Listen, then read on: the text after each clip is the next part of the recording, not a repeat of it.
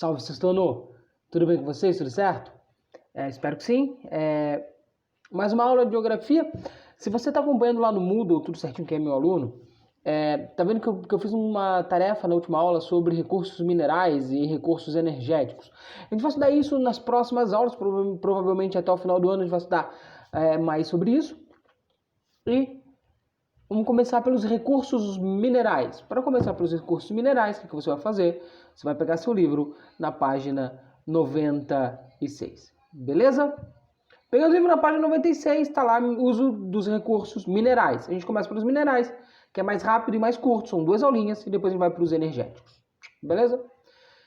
Os minerais são substâncias que constituem as rochas. Vocês estudaram as rochas em ciências lá no comecinho do ano. Geralmente são sólidos, né? Existem pouquíssimos recursos minerais que não são sólidos. Os 2 mais famosos são o gás natural, que se torna um recurso energético também, que a gente vai estar mais para frente, e o mercúrio, que é muito utilizado para fazer termômetro. E formados a partir de processos naturais. Existem inúmeros minerais na superfície terrestre, fundamentais para atividades do dia a dia e das atividades econômicas. Observe as fotografias lá, tudo. Os recursos minerais estão presentes em várias atividades realizadas pelos seres humanos, desde as mais simples, como durante a refeição e a higiene, até as mais complexas, como a construção de moradias, estradas, pontes, túneis e outras estruturas. E como matéria-prima para a fabricação de brinquedos, computadores, utensílios domésticos, aviões, máquinas, agrícolas, etc. Ou seja, os recursos minerais são praticamente em tudo na nossa vida. O celular que eu estou usando para filmar tem muitos recursos minerais. O computador que vocês estão utilizando também tem muitos recursos minerais. Os recursos minerais estão muito mais coisas do que a gente imagina. A construção civil é uma atividade que utiliza grande quantidade de recursos minerais, com destaque para areia. Areia é um recurso mineral. Brita, cascalho, que é utilizado na fabricação de concreto. Minério de ferro, que ele depois que transformado se torna na barra de ferro, né? O cimento, a cal hidratada. Em Botuverá tem a retirada de calcário, provavelmente vocês já devem ter visto, e o calcário ele é a origem tanto do cimento quanto da cal hidratada. Sumi. Estão vendo aqui a imagem? Né? Essa imagem é uma casa, que é a mesma imagem que tem na página 97 do livro. E os tipos de recursos minerais que vão numa casa, olha só. O minério de ferro está presente nas colunas que sustentam a casa, estão nas portas, nas janelas, né? Algumas casas têm janela que o entorno da janela é de metal. Algumas casas as portas são de metal. Né? A minha casa, a janela do meu apartamento, aqui onde eu moro, ela é de vidro, obviamente, mas o que segura ela é de metal, é de alumínio. Cal, cimento, e areia e brita são utilizados para diversas partes da casa, como paredes, pisos e revestimentos. A parede ela é feita de tijolo, cimento. E no cimento vai areia. E no reboco da casa vai a cal. Argila, que é usada nas telhas, que formam um telhado, ou nas paredes de tijolo. As paredes também podem ser de blocos que é construído de areia e brita e calcário, que a gente chama de bloco de concreto. Mas a grande maioria é de tijolo. Tijolo é feito de argila, argila também é uma espécie de recurso mineral. Na fiação elétrica estão presentes o cobre, o fio é feito de cobre, o fio de boa qualidade é feito de cobre, 99% dos fios das casas é feito de cobre. E também vai petróleo. Do que o petróleo é usado? Para fazer o plástico que envolve o fio, que não dá choque, não faz a casa pegar fogo. Caulim, calcário, feldespato e talco. Sim, aquele talco que a gente passa em neném também é um minério. São recursos minerais presentes nas louças sanitárias. E também nos pisos, em alguns tipos de piso, que a gente chama de porcelanato, também são usados. A tinta usada na pintura da casa contém calcário, talco, caule e titânio. Sim, porque ela dá maior resistência, ela demora mais para descascar, tem uma melhor qualidade. Voltando aqui para mim, depois de olhar essa imagem, a gente vai pular 2 páginas, vamos direto lá para a página 100. E nós vamos entender, rever o que é rocha, já que vocês viram isso em ciências no começo do ano. As rochas são agregados sólidos formados por uma associação de minerais e são encontradas na crosta terrestre. Ou seja, uma rocha são vários minerais juntos. Né? Na fotografia acima, né, que é essa fotografia que vocês estão vendo aqui, vemos uma formação rochosa de granito, que é composto principalmente de quartzo, mica, feldspato. Ou seja, o granito é uma rocha. O quartzo, a mica e o feldspato são minerais. Deu para entender? Então, uma rocha é a composição de vários minerais, que são, curiosamente, os minerais mais abundantes na face da Terra. O que mais tem é quartzo, mica e feldspato. A rochas de variados tipos é preciso conhecer suas características para identificar os minerais que podem ser explorados. Em cada uma delas, conforme suas origens, as rochas são classificadas em 3 grupos. Página 101, quais são os grupos?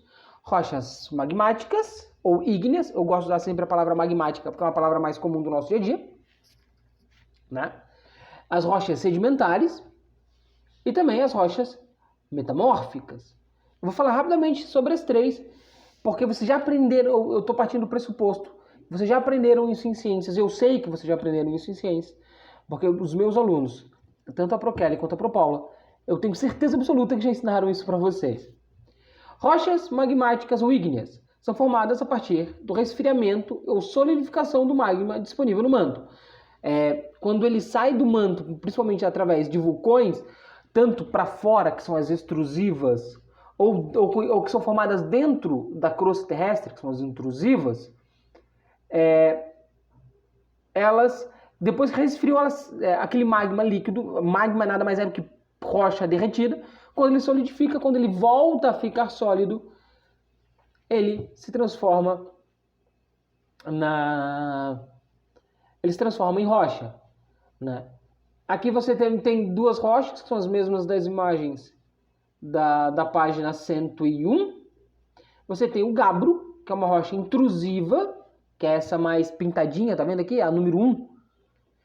E dele se extraem importantes minérios, como o cobre, o níquel, que é feito das moedas, por exemplo, e a platina. A platina é muito utilizada em cirurgias. Eu tenho 2 platinas, tenho 3 platinas no corpo, para ter uma ideia. E a maioria das pessoas tem. Eu tenho cirurgias de osso, quando a gente quebra o osso, dependendo do osso, para segurar ele, para que ele cicatrize mais rápido, para que ele tenha uma segurança melhor, eles usam platina, por exemplo. O basalto, que é esse mais pretinho aqui, o número 2, é uma rocha efusiva ou vulcânica, uma extrusiva, né, ou vulcânica, utilizada na construção civil e na indústria aeroespacial e automobilística, em material têxtil à prova de fogo. O basalto, ele dá origem a um metal, a um ferro, que ele é muito resistente, extremamente resistente e muito leve. Daí eles usam para fazer aviões, não para fazer o avião inteiro, né, mas para fazer partes do avião, por ser muito resistente ao calor, extremamente resistente ao calor, e também na indústria no carros para fazer partes do motor, onde vai mais calor, né? E na indústria têxtil, em material à prova de fogo. Sabe aqueles macacões de Fórmula 1? Aquilo vai muito basalto, vai fios de basalto. Rochas sedimentares são originárias da decomposição de outras rochas, devido às ações da água, da temperatura, do gelo, do vento, dos seres vivos. Os materiais resultantes dessa composição e os restos de animais e vegetais são chamados de sedimentos. Compactados durante milhares de anos, os sedimentos se solidificam, formando rochas sedimentares. Em áreas de decorrência dessas rochas, encontramos minerais metálicos, como areia, como areia, argila e brita, combustíveis fósseis, como petróleo, carvão mineral e gás natural. O que acontece com as rochas ao longo de milhares e milhares e milhares e milhões de anos? Você já apagou, já usou a borracha de vocês, né? Quando você esfrega a borracha no papel, não sai um farelo? Com as rochas acontece a mesma coisa, só que de uma maneira muito mais lenta e extremamente constante. Agora, imagina que você está numa montanha, o topo dessa montanha, ela é desgastada. O vento, a chuva, a própria temperatura desgastam e transformam o topo dessa montanha, que é feita de rocha, ou de várias rochas, em farelo, em areia. E essa areia cai de cima da montanha e faz uma camada. Aí passa 1 ano, 2, faz outra camada, e outra camada, e outra camada, e outra. Eu fazendo uma camada ali por ano, uma camada a cada 10 anos, uma camada a cada 100 anos. Mas vão fazendo várias camadas, umas mais finas, outras mais grossas, outras de um tipo de minério, de outras de outro tipo de minério, e assim vai, né? São vários minerais diferentes ali misturados. Só que a que está lá embaixo, ela é pressionada por milhares de camadas lá para cima. E quando é pressionada, além da força, ela também se utiliza de calor, né? Esquenta muito, né? Faz muito calor ali. E esse calor e essa força, essa pressão faz com que esse farelo se junte novamente, formando uma rocha sólida. O exemplo aqui é o arenito, que é uma rocha sedimentar. A imagem que vocês conseguem ver aqui é a imagem do arenito. O arenito é quando a areia mesmo, essa areia que a gente vê na praia e tal, quando a areia ela se solidifica novamente, ele transforma no arenito. É utilizado em várias áreas, principalmente na construção civil, principalmente para fazer cimento, né? E rochas metamórficas. As rochas metamórficas são produzidas quando as elevadas pressões e temperatura no interior da Terra atuam sobre qualquer tipo de rocha, transformando-a em outra rocha. Encontramos minerais metálicos e não metálicos nesse tipo de rocha. Imagina uma rocha que era sedimentar, ou uma rocha que era ígnea, ou metamórfica, ou vulcânica, ou magmática, né? Tudo o mesmo nome, tudo a mesma coisa. Essa rocha magmática, ela sofreu tanta pressão do planeta, pressão é força mesmo, e tanto calor que ela se transformou em outra rocha. Né? É como se tivesse, entre aspas, cozinhado ali e transformado uma coisa em outra. A mais famosa delas é o mármore, que é uma rocha metamórfica que surge a partir da transformação do calcário, que é uma rocha sedimentar, é amplamente utilizada na construção civil. Né? Um monte de gente tem mármore em casa, eu tenho na minha pia, tem gente que tem na pia, tem gente que tem na beira da porta, na janela, no rodapé. É muito comum o mármore. Desses minerais, não sei se vocês notaram, eu falei duas coisas. Minerais metálicos e não metálicos. É a última coisa que a gente vai estudar hoje. Então dá uma olhadinha lá na página 102. Tá vendo? Que eu desapareci? Desapareci e sumi. Então vocês estão vendo minerais e metais aqui. As rochas são formadas a partir de processos variados. E por isso são compostas de minerais com características bastante diferentes. Esses minerais são classificados como metálicos e não metálicos. Agora vocês estão vendo os minerais metálicos, encontrados principalmente em rochas magmáticas, porque basicamente o nosso manto e o nosso núcleo, de onde vem a rocha magmática, é feito de metal derretido. E também metamórficas, já que são magmáticas que se transformaram, né? São utilizadas na produção de metais, obviamente, produto obtido por meio de transformação industrial. Eles são importantes para uma grande variedade de setores, como o químico, o automotivo, o eletrônico, o espacial, o aéreo, de joias, de embalagens, de construção, de energia, de radares, de produção de mísseis, de celular, de TV, praticamente tudo que é eletrônico e elétrico é utilizado em minerais metálicos. Os mais famosos, que é o que vocês estão vendo aqui, que é o ferro, o estanho, o alumínio e o cobre. Mas eles não são dessa maneira que vocês estão vendo embaixo na natureza. Eles são da maneira que vocês estão vendo em cima. A hematita, que dá origem ao ferro.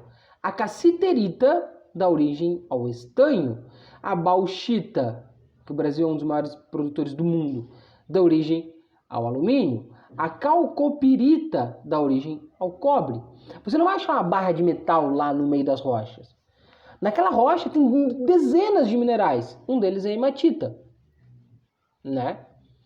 Então, tipo assim, no meio de argila, arenito, granito, ela vai ter várias rochas diferentes no mesmo lugar. E junto vai ter a hematita. Ali eles retiram a hematita, vai para uma indústria chamada siderúrgica. Essa indústria siderúrgica derrete, faz todo um processo químico-industrial e transforma isso no metal. O mesmo acontece com a cassiterita, o mesmo acontece com a bauxita, o mesmo acontece com a calcopirita. Fácil, né? E os não metálicos são encontrados principalmente em rochas sedimentares e não apresentam metais em sua composição. São amplamente utilizados como materiais de construção, presentes em prédios, pontes, túneis, estruturas construídas, né? Além disso, são utilizados como matéria-prima para a fabricação de pisos, azulejos, pias, telhas, cimento, tijolo. Também entram na composição de fertilizantes, que é usado na agricultura, na produção de energia elétrica, na produção de combustíveis. A gasolina é feita de petróleo. Petróleo é um mineral não metálico e líquido, que dá origem à gasolina. Ele é um dos minerais. Aqui o livro traz dois exemplos, que é areia normal, areia a gente usa na construção civil para construir parede e tal, areia. E também o sal, sabe o sal da comida, que vai na comida? Sim, ele é um mineral. Então a gente até come minerais, né? Daí o nome, você vira, ricos em sais e minerais. A gente tem mineral no nosso corpo, a gente tem ferro, quem não tem ferro tem anemia. Quem não tem é ferro, pessoal, mas é o mesmo ferro? É o mesmo ferro. Né? Por isso que é utilizado como fertilizante, porque aquilo vira adubo vai para a planta, a gente come. Né? E sal também, sal é um tipo de minério.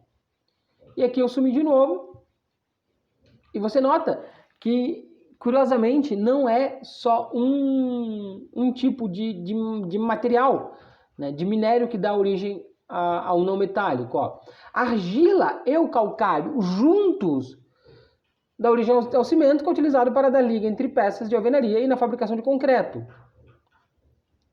A argila, mais o feldspato, mais a sílica, dão origem à cerâmica, utilizada na fabricação de piso, azulejo, tijolo, telha, utensílio de cozinha, etc. A gipsita dá origem ao gesso. Então, nota que nem sempre um mineral só ele trabalha, para fazer alguma coisa, basta só um mineral, tem que ter vários.